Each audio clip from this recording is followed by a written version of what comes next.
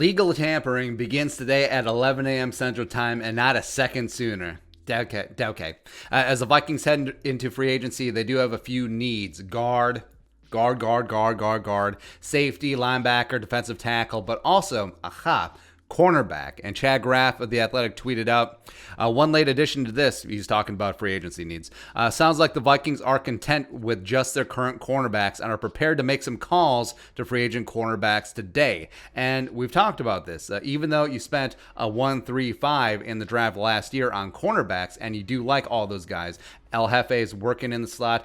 Cameron Tiny Dancer is one of the best young cornerbacks in the league. And Harrison Hand, when given opportunity, performed well last year. We'll like to see him play a lot more in 2021. But the room is still very young because you look at the cornerback room. Your veteran is fourth-year cornerback Mike Hughes, who I don't know if he's even going to be on the team next year. And your oldest cornerbacks are 2019 7th-round pick Chris Boyd and Jeff Gladney. Yeah, he's a redshirt senior coming out. So adding a veteran to this room does make a lot of sense. And if you look at the free agency class, a lot like guard, the class is extremely deep because of the lowered salary cap. So a lot of players are being cut or not retained. And up at the top, of course, you have Patrick Peterson. Vikings fans have been jonesing for Double P for years. Is this year the Vikings trade for Patrick Peterson? He's been the most sought after Arizona Cardinal behind Larry Fitzgerald. It's time for him to come home. Also, you have AJ Bouye, who was let go by the Broncos. Also, he's going to be suspended for the beginning of the 21 season, so could be a little bit cheaper. Malcolm Butler, just let go by the Tennessee Titans, a guy that I really love, Super Bowl hero, has a lot of good football left in him.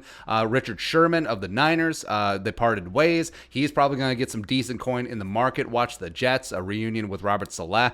Desmond Trufant by the Lions was let go after signing that mega deal coming over from the Falcons. Janoris Jenkins, Jackrabbit, just got cut by the Saints. Woo! As they try to get underneath the salary cap. Buster Skrine, which is what happens when you drop your phone, of the Bears, let go, even though I thought he was solid last year. Xavier Rhodes, I mean, come on.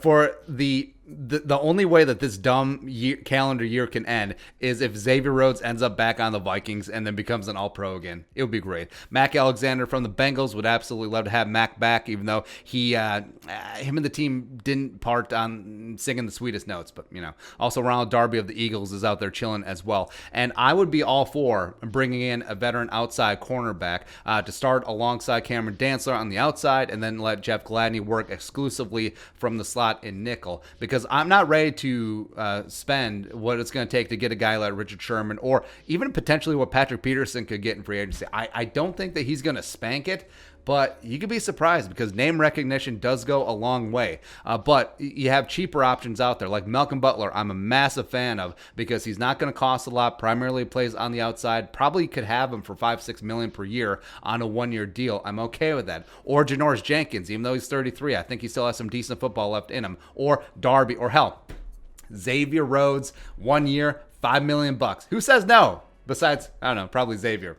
Or Mac Alexander if they're able to kiss and make up. And the Vikings currently do have around $9.4 million in cap space, more after the Anthony Barr restructure officially comes in.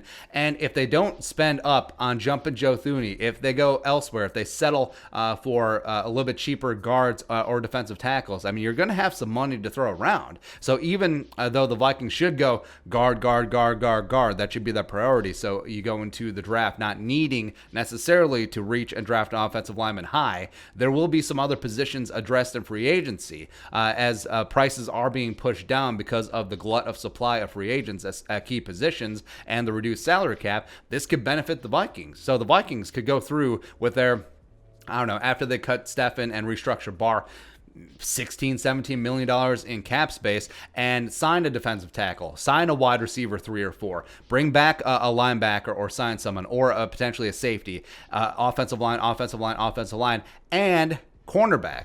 Plus, if you sign a starting caliber cornerback, a guy that's going to be in that mix for the top 3 corners, it potentially lessens the chance that Zimmer is going to be pushing really hard to draft a cornerback high in the draft. It won't eliminate it, but maybe just a little bit. So you bring in Malcolm Butler, and then maybe Zimmer isn't like, J.C. Horn's available at 14. But we'll see.